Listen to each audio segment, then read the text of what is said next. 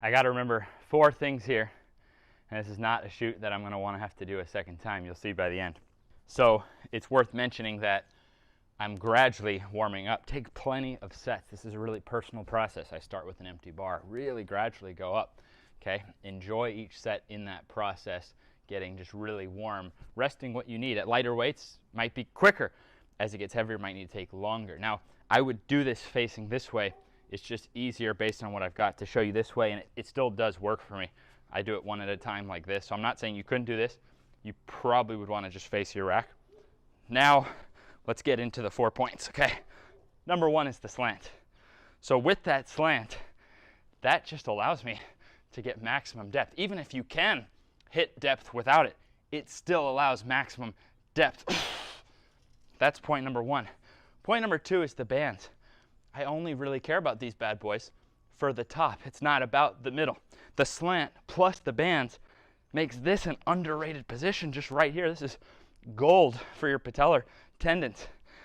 So point number 3 is I'm not only working the long range and the short range each rep, I'm also working from slow to fast. Did you notice the first rep? So you want to start with a rep that you can perfectly control. If you can't perfectly control it without a bounce, then I want you lightening back down the weight. But then the most bulletproof athletes I see, and you would do this gradually, so like first rep slow, second rep a little faster. The most bulletproof athletes I see can drop and catch it. You see what I'm saying?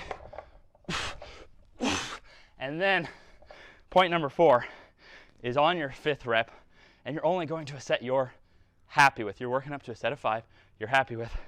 And then 30 to 50 rhythm squats, which again is a personal thing. Because what's cool is if you go slow and very small, that's still gold for your patellar tendons. So you can go farther and you go faster, but even if you're going small and slow, the tension still builds up. So it's hard whether you go slow or fast, which is more force, but less time. So I don't know where I'm at, but let's just say, so this is just on the last set.